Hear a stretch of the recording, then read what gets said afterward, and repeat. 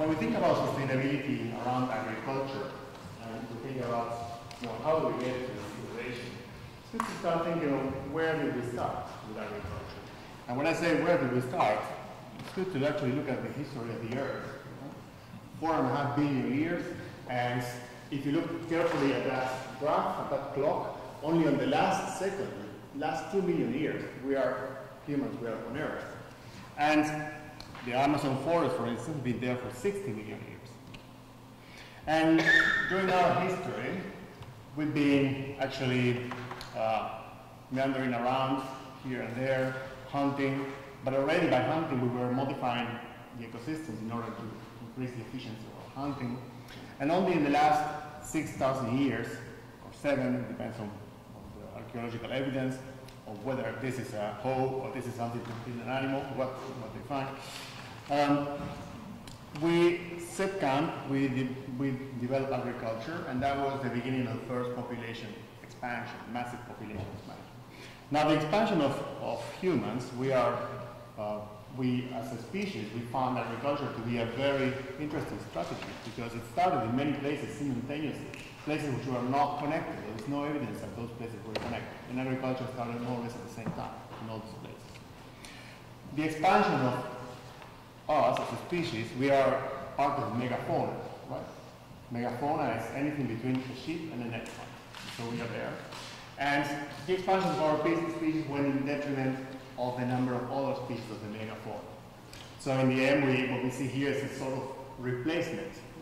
But of course, the extinction of many species of the megafauna is not only caused by human actions, it's also caused by climate change.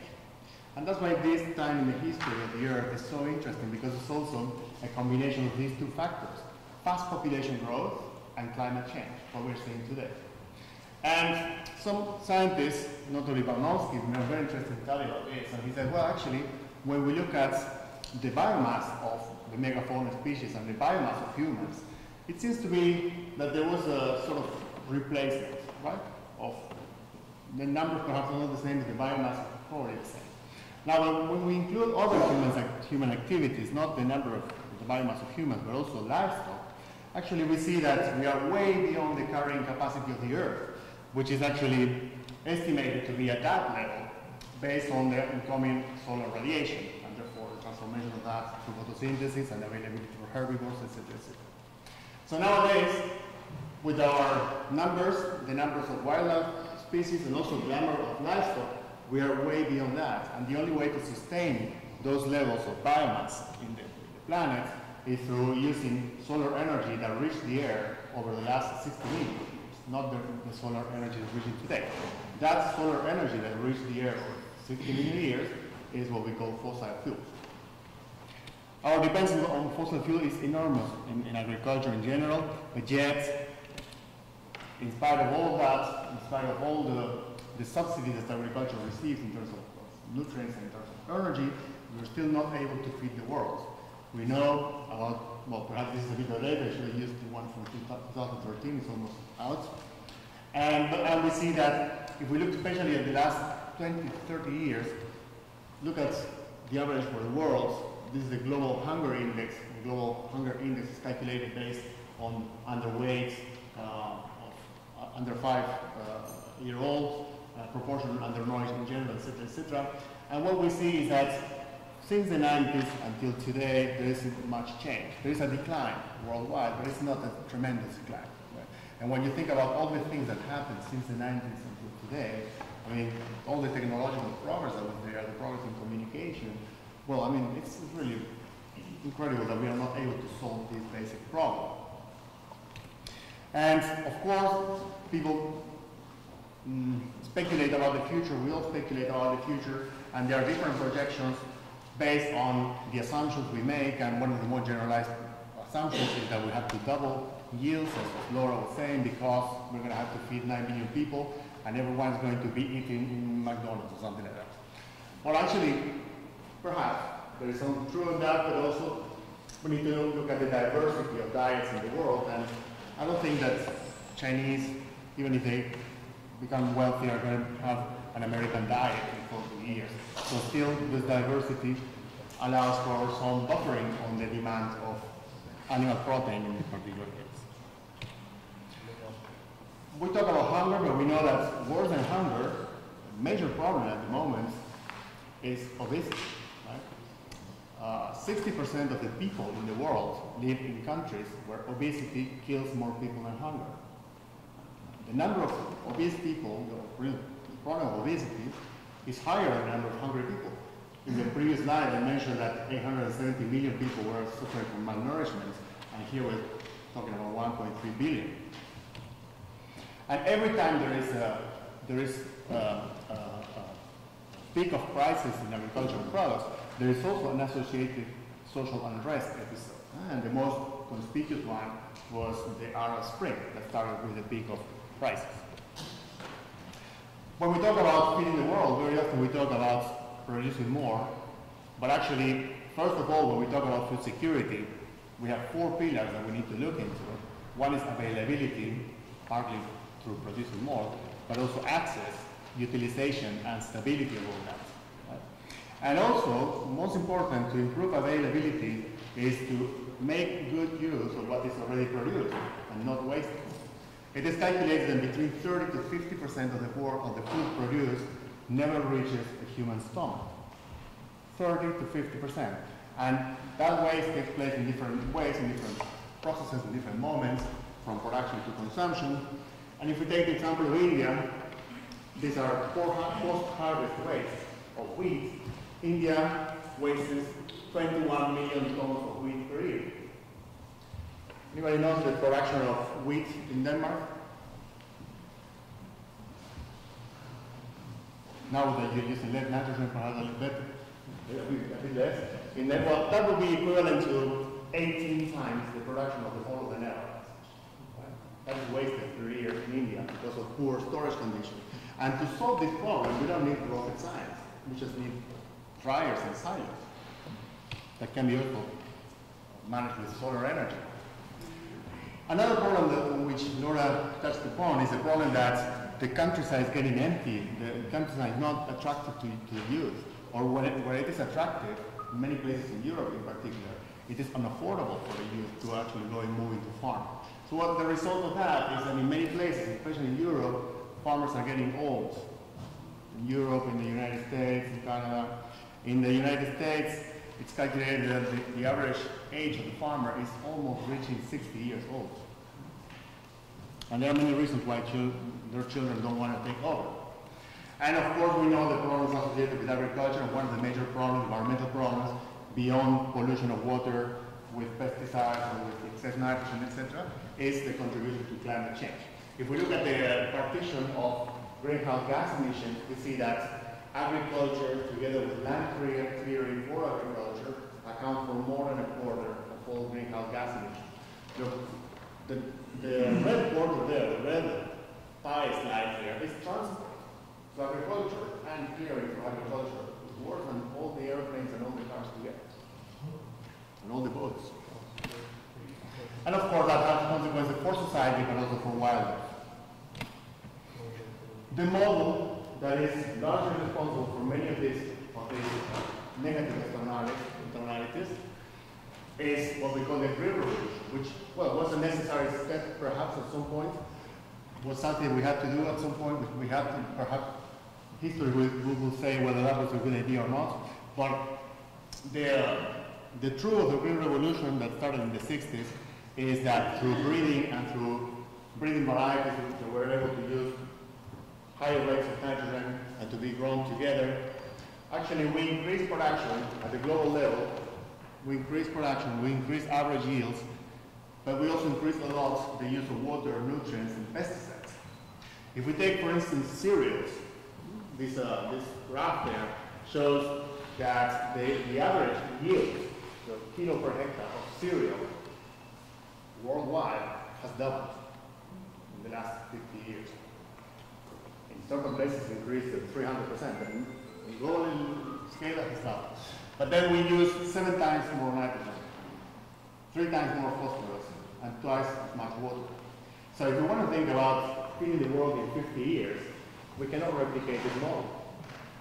There is not enough resources in the world to continue going in this direction. We need to find an alternative. So even if you don't have any moral issues with current way of farming, or you're not added to agroecology or to anything like that that you see perhaps as being religious or hippie or something like that, still from a pure perspective of resources, there are no resources available to continue farming in this. 30% of the oil used in agriculture is used to produce fertilizer, nitrogen fertilizer. Pimentel, a scientist from Cornell University, calculated some years ago that when you take a grain of cereal produced in conventional agriculture, 70% of the energy in that cereal, in that grain, comes from fossil fuels. So we're actually eating fossil fuels. And of course, because we changed varieties from big varieties, big biomass, that went, all that biomass went back to the soil. Nowadays we're using varieties that actually are not contributing much biomass to the soil. That costed us 50 petagrams of carbon at planetary level. That's a lot of carbon from our soils. This model not only costed us carbon and pollution, etc., but also created a very important gap between regions in the world. What we see there is, on the left-hand side, is the productivity, this is a bit of Dutch, productivity of cereals in different countries from 1960 to 2010, data from the FAO. And we see that in many places yields have increased, but in many places in the world, yields are at the same level as they were in the 60s. We haven't made any progress there. That model was not suitable for those environments where yields are not growing. And of course, the change in varieties and the high use of nutrients, external nutrients in the system also brings along a dilution effect that has consequences for the nutritional quality of the food we're eating. The dependence on fossil fuel is a real problem. When we look at the estimation of how much oil is still there, well, no matter who is making that estimation, but all of them are saying in the future we're going to run out of oil. And when you see how much oil we need to feed a person in the developed world, we need about 12 barrels per year, per person. And if you look at the peak oil moment, which was around the 80s, the peak production of oil was 6 barrels per person. So this model, based on oil, is not suitable. And because we are running out of oil, we're going to extract oil from anywhere we can. For instance, in the boreal forests of Canada, they are extracting oil from tar-rich sands at the moment. A little bit of oil there, but nowadays with the prices that oil has, it's economically efficient. Laura, sorry for that. But who's producing our food? Who is producing our food? Why do we have in mind this myth that, at least in the Netherlands, people think that we need to increase production in the Netherlands to feed the world? And that's why I developed this picture, because it's actually, you can do it yourself. It will take 5 minutes. You go to the FAO stats and take the data, the latest data available, for instance, on cereals. And what we see here is, on the x-axis, I have all the countries listed in that database in the FAO, ordered by their average yield, their average productivity. So the most productive countries are those on the right, and the least productive countries on average are those on the left. And then we also have their contribution to the total production of the world. Okay? So what do we see in this graph? Well, the first thing we see is that 50% of the food, why do I say 50%? Because I look at the y-axis, 50% of the food in the world, 50% of the total, is produced in countries where the yields are lower than 3 tons. Another way of looking at the graph is like this. 12% of the food is produced by all the countries which are producing more than 6 tons per hectare per year. So if we take all the countries, the most productive countries in the world, the USA, Western Europe, etc., until Oman, which has the highest yields, all of them together, they contribute 12% to the global production. Right? So even if we double production in all these countries, we're not going to contribute 100% there. Right? If we take the most productive countries in the world, top 5, those that produce more than 8 tons per hectare, well, they only contribute 0.2%, and the Netherlands is there.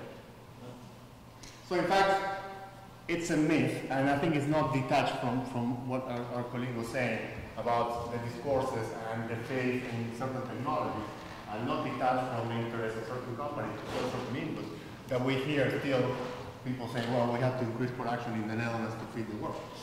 Actually, if we think about where are the low-hanging fruits, where is the easiest, or perhaps from an economic perspective, well, we should look at the upper part of the graph, where yields are lower than 1 or 2 tons.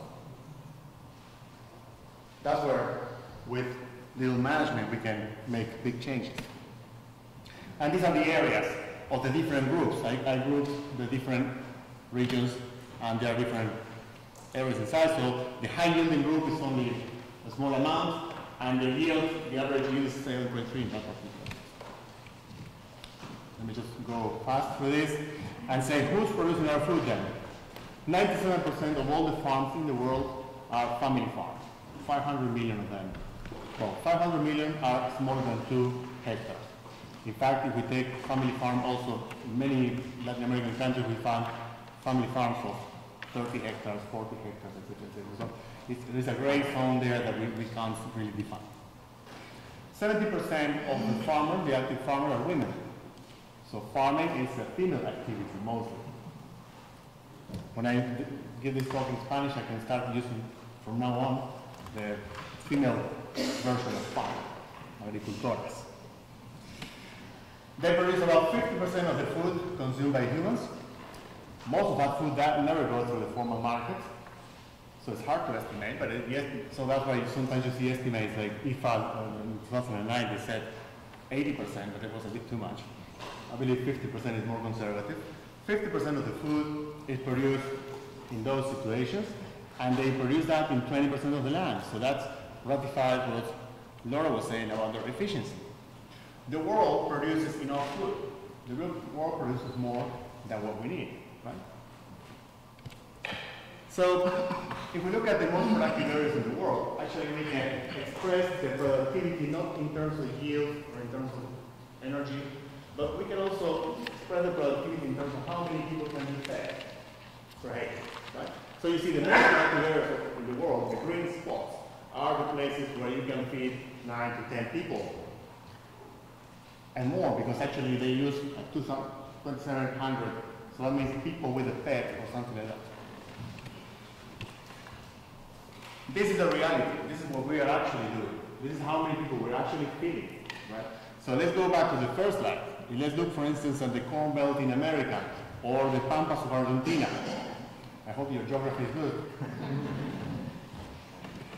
And we see that when we look at how many people are actually being fed, it's much less, right? The potential is around 10 people, but the reality is 3, 2, 4, no more than that. Why is that? Well, because there is a lot of losses in transformation, especially the transformation of grain, or transformation of primary products into livestock, into meat, or into milk, right? And one of the worst examples of that is maize. See, the green bar at the bottom, we have maize. The green part of the bar is the proportion that of the calories that are in the grain harvest of maize all over the world that is delivered to the food system in the form of maize, but also in the form of meat and milk and fructose and many other industrial products. The red part is lost. And we're not talking about food waste still. Food waste will still come on the green part. We're talking about the process of transformation and the inefficiency of that process.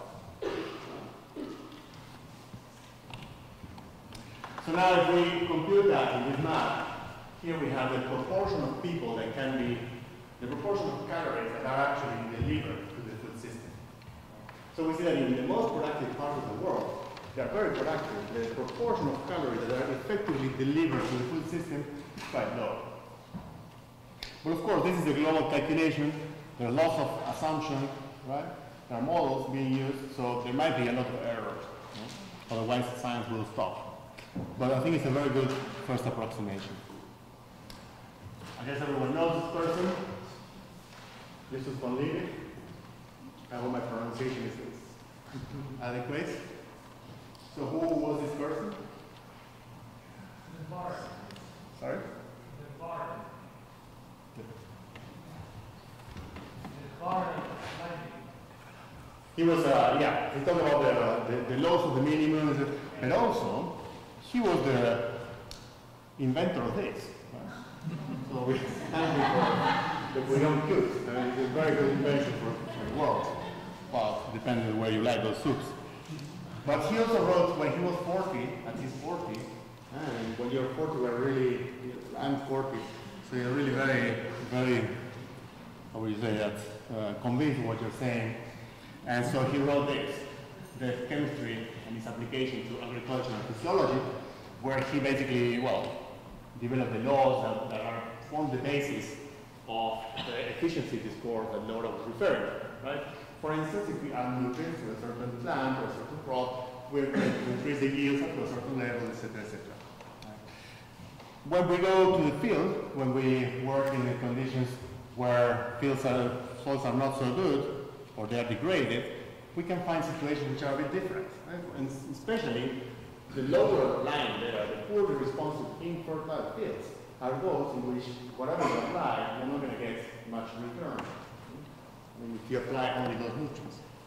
And we have plenty of examples, and I'm sure Andreas Nefer has plenty of examples as well from where he worked.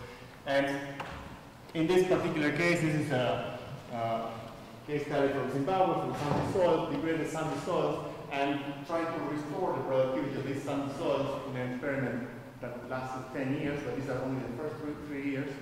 And what we see is that, well, there were different rainfall every year. We see there the yield of maize. In the control treatment, which means business as usual, only 100 kilo of nitrogen the farmer will never be able to afford, but just because the hypothesis was phosphorus, so they wanted to raise the volume of nitrogen to 100 kilo of nitrogen, and the yields are about 200 kilo. What's the normal yield for maize? 1,200 kilos per hectare. In this context. Yeah. Right. And here? Oh, here you don't grow maize. You don't? Sorry, I don't know. Right, but I mean, in the US, 18 tons, right? 18 tons. In Africa, average is 1 ton, sub-Saharan Africa. Here we have 200 kilos. And the second year of asking the farmer to apply still 100 kilo of nitrogen, 100 kilo and 30 kilo of phosphorus for manure, then you get a little bit of increasing yield, there's still 1 ton.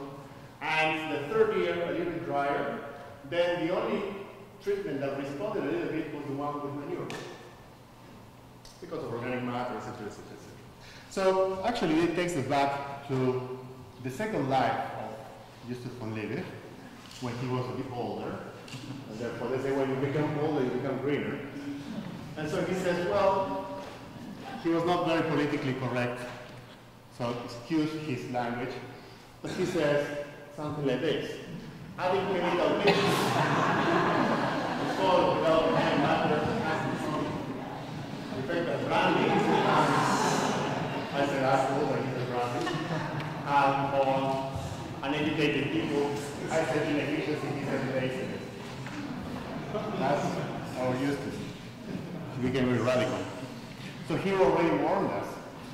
But somehow the other paper was the founding paper of the fertilizing industry. And this one should be the founding paper of the agroecology industry.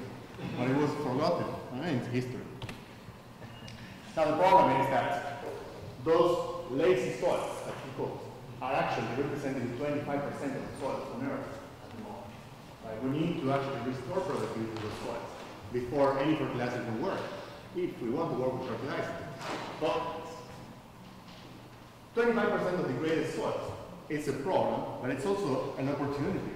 Because if we can restore productivity through agroecology in those 25% of narrow land, then we can increase the rate of agriculture. And we can reduce the impact of the expansion of agriculture into the forest, for instance. All these things I'm saying are not coming from environmentalist pamphlets. These are coming from reports, international reports made by experts. Right? And It's a pity that we don't have time to go through this, because one day I'd like to go through all this, which is the myths. When you read those reports and you start putting things together, you say, well, we are hearing myths all the time. Right? For instance, that agroecology, the seventh one, agroecology is only viable for small-scale farming or for hobby farmers. How much time do I have? You have 15 minutes. So even traders, and this is going to be subject of today, even traders are telling us, wake up before it's too late. Let me share with you, I hope the audio is on for the video. I'm going to show through images. Oh, incompatibility, QuickTime not available, sorry. Let me move on then. When we think about these disparities in the world, we can actually use something that economists and agronomists love very much, which is a production function. So actually we could say that attainable productivity anywhere on Earth is a result of, is a function of the availability of resources and the possibility for investments. And we can distinguish three situations. A situation that we call the poverty traps, in which resources are not available, or investments are not available or not sufficient. And we also recognize another situation, which is that in which we are overusing resources, and therefore generating negative externalities like pollution and inefficiencies. And something in between, the eco-efficiency zone, there where every unit of resource invested can result in an important response. Farmers are not stupid, farmers are not bad people. So actually the reason why farmers are either in one corner or the other is because of the context. It's not a choice. Farmers in much of Western Europe are in a context in which they need to grow or die. And they move in a certain direction pushed by certain policies. European policies or national policies. So what we need is to find ways, depending on where we're working, or where we're busy dealing with agriculture, to actually shift the red curve slowly toward the blue curve, which means if we are in the south, we need to think about intensification, because, I mean, if there are no resources, if there are no investments, well, we can play around with many things, but we need resources, people need opportunities. And in the north, or in the more developed or industrialized agriculture, we need to think in terms of ecologization. Of course, these terms almost cost me my job back in, as you can imagine. But ecologization, if you think about the Netherlands or Denmark, you see that if you take the last 40 years, the use of fertilizers, for instance, has gone down, but the yields have not gone down. So that means it's an extensification of agriculture of sorts. And ideally, and this is beyond what agronomists can do, we should be able to also develop the technologies which allow farmers to explore at maximum the capacity of their own systems as they are, once the inhibiting factors of the context are removed. But as I said, this is not the work of an agronomist, that's the work of a policymaker or activists or people who can influence policies. If we think about solutions for both ends, well, we think about, I'd like to propose 4 principles or 4 ideas. One is to try to learn from nature, how nature works, to be inspired by farmers' knowledge, to make use of biodiversity, and to use the newest knowledge and technology available. I think with a combination of these 4, we can go very far. And I'd like to go very quickly some examples. Here is a picture that I took in Niger some time ago. And the first time I went to Niger, to the Sahel, I was actually surprised to see so few plants per square meter. Actually, that's a normal density. These are plants of millets and cowpea. And the soils are really very sandy. We're talking about 90–95% sand. And rainfall ranges between 500 millimeters. Right? So really, and it's hot. So any rainfall that falls there evaporates quite quickly. Now, in those situations, the net primary productivity of that human ecosystem is about 1 to 2 tons per hectare per year. But if you look at next to it, if you look at the savanna growing next to the agricultural field, productivity is 10 times higher.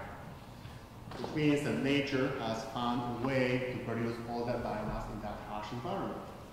Of course, we cannot eat the savanna as it is, but we can learn from the mechanisms and the structures and the functions that are part of the savanna in order to design more sustainable agricultural systems. And this is part of my previous work when I was working in Ciudad, the French organization, who were busy in this case in Madagascar, designing systems based on the observation of the natural vegetation structure. Of course, adapted to a number of things, because there you don't have, naturally you don't have cows, for instance. But taking into account the interactions above ground and also below ground.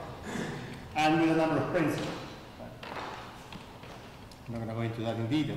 But when I say imitate nature, I'm not talking about very romantic esoteric things. I mean, I'm talking about very concrete things that in nature are normal. For instance, in nature, soils are always covered, unless there is a landslide. But soils are in forests, in a grassland, in a savanna, in a shrubland, soils are covered. And this is something that comes from Brazil, was published by Sa and Sistine in soil and tillage research. And they measure maximum temperatures in the soil of 60 degrees when there was no cover, and of 32 degrees when there was cover. So there was a delta of 30 degrees. If you are in the tropics and you are already have not enough rainfall, and if you have a 30-degree difference in the maximum, not in the average, but in the maximum, then you can imagine that you are less efficient in using the poor rainfall that comes. Everyone knows what this is? The lake. It's not the latest hair you in Africa. It is a root of a plant which belongs to the family of the legumes. Beans, like cowpeas, etc. And there are trees which are also legumes. Now these plants can actually form a symbiosis with a bacteria, which is called rhizobia. And this bacteria has the capacity to do the same thing that the fertilizer industry does. The fertilizer industry takes nitrogen from the air, we have 14% nitrogen in the air, and uses a lot of energy to break free the nitrogen, make it available, or the form that is available to plants. Bacteria do the same, but instead of using fossil fuel for that energy, they use photosynthesis. Right? So they get energy from the plant, and they do the same. They can provide nitrogen for themselves and also for the plant. Using this process in agriculture brings a lot of benefits. This is an example from Mozambique, and this is none of my students, so you can blame me for the results. It's actually one of the students of Ken. And this is an intercropping of maize with a legume plant, a plant that can form this symbiosis. So at the beginning, the plant is very small, doesn't compete with maize. When maize is ready to harvest, the plant starts growing and then grows taller than maize with the residual water in the dry season. And then it produces something very important for smallholder farmers, which is firewood. There's a lot of shortage of firewood out there. And it sheds leaves which contain nitrogen and other nutrients that can be used by maize later on. So growing maize alone will lead us to these yields of below 1 ton per hectare. But growing maize together with P2P increases yield enormously. Now in this particular experiment, fertilizers were also added. And so what we see here is that, let me take a few seconds, the white dots are maize and without the legume. As you see, the white dots correspond to either 0 fertilizer, 20 phosphorus, 30 nitrogen, 20 phosphorus, or 60 nitrogen, 20 phosphorus. And the yields, in spite of the increasing fertilizer use, remain low. But if we look at the upper series, there we see an increase of 5-fold without any fertilizer, just by adding this association. So there is a huge potential that we are underexploiting in nitrogen fixation. Nitrogen fixation is a very conspicuous process in nature. It happens everywhere, and we are underutilizing it in agriculture. Perhaps because it has not been well patented. Now, another example, let's say, we look at farmers' knowledge for inspiration. And one example of that is traditional systems. Of course, those traditional systems were developed in a different historical context when most people lived in the field and they didn't live in cities as today. So we can actually learn and be inspired by those systems, but we have to make them more efficient, right? More market-oriented, more to fit the increasing urban population. So in this case, what we're looking at is, and this is one way to look at this, we're looking at combining, traditionally was done in Southeast Asia, rice with azola, which is a floating fern. This plant is there, which is also associated with the bacteria that fixes nitrogen, with fish and ducks. And what we see is that as we make the system more complex, this is called organic, there is no fertilizer there, and from rice to rice and ducks, rice compost, etc., to the most complex system, rice, ducks, fish, compost, azola, the yields of rice increase enormously. But at the right side here, they're not only producing a lot of rice, they're also producing eggs, meat, etc. But of course, nothing comes for free. And we're very much afraid that these systems may increase greenhouse gas emissions. Therefore, we're trying to find ways of reducing the potential for greenhouse, which for rice systems is already very high, as you may know. And so if we include more organic nutrients in the water, it can even be higher. So what we did is also try to devise some very sophisticated systems to measure, to install our sensors and sample greenhouse gas emissions. And we say that, well, still compared to the conventional, for instance, if you look at ammonia concentration, if you look at the left-hand side, these are 3 measurements. So let's take one, for instance.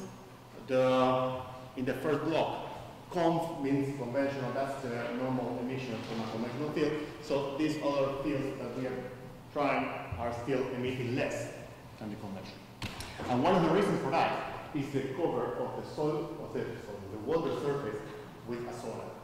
So the systems in which azola was not very abundant emitted much more than the systems in which azola was more abundant. So that was an interesting discovery. And also, we went a bit further and we calculated with this complex system how many people you could feed. But instead of calculating only based on calories and energy, we calculated in terms of nutrients. For instance, iron, zinc, and vitamin A. Right? And you see that if you compare, for instance, the rice, manure, azola, fish, duck versus conventional, we can feed more people per hectare. And in particular, there is, in conventional production, when there is only rice, there is no vitamin A. And that causes blindness. And that's why the solution of the agricultural world to that is to start producing a genetically modified rice variety which is enriched with A and vitamin A. That's the solution to the problem. What would you say is the solution to the problem? What's the cause of the problem? 5 minutes. You put a Latin American to talk and you can be here for the whole day. So the problem, the solution to the problem is to look at the roots of the problem and try to modify the system, not just to find another palliative, because now you're going to bring vitamin A enriched rice, which is called golden rice, and then you're going to create another one. In this situation, this is in the Sahel again, and this refers to the soil degradation, the situation where Laura was describing. What we see is that in these places it's very hard to come up with a measure to restore productivity. It's really very hard.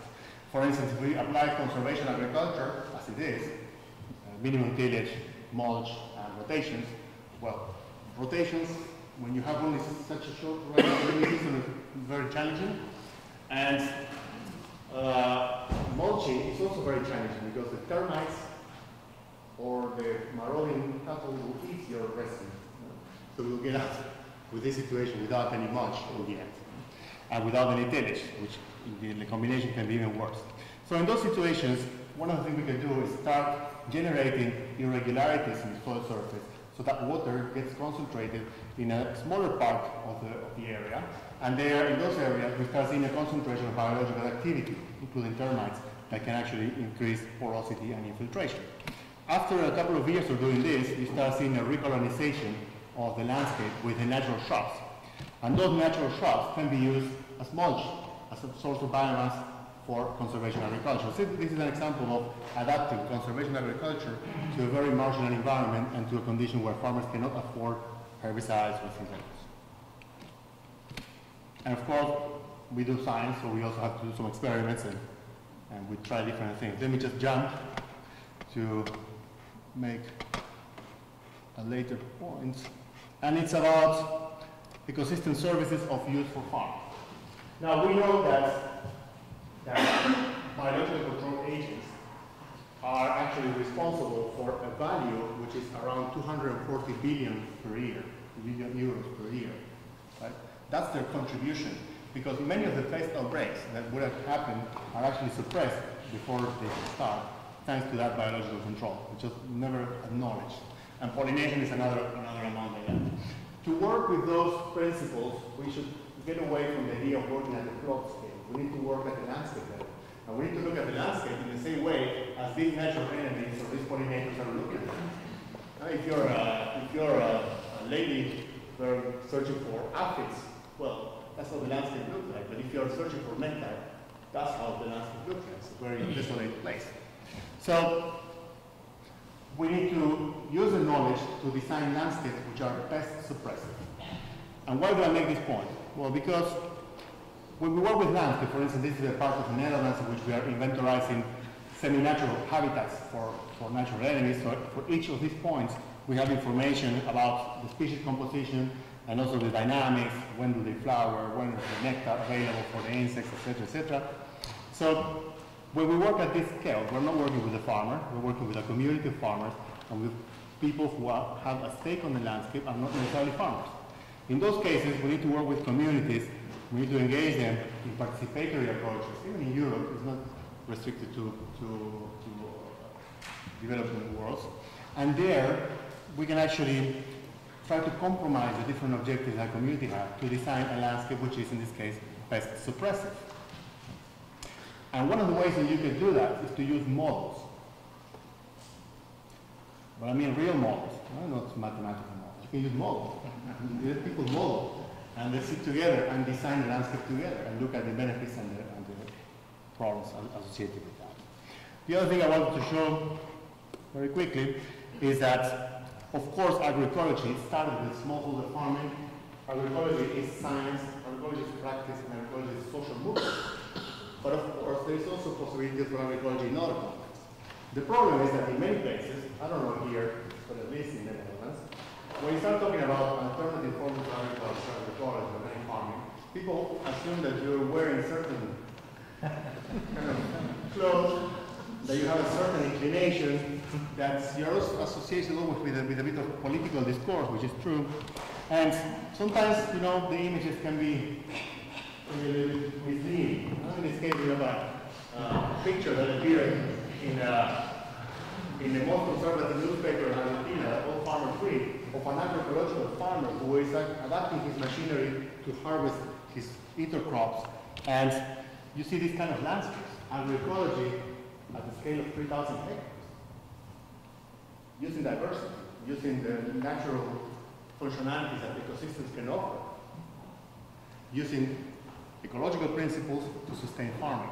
So agroecology is not only for, it is very important, it has the only viable model for smallholder farmers, but it's also an alternative for large-scale farmers. And agroecology can also be very high-tech for those who like gadgets. For instance, with these nanotechnology sensors, which are being started to be used for organic agriculture, you can detect when a plant has a disease before the symptoms show up. That means that you can prevent further spread of the disease, for instance. There are many applications which are very interesting.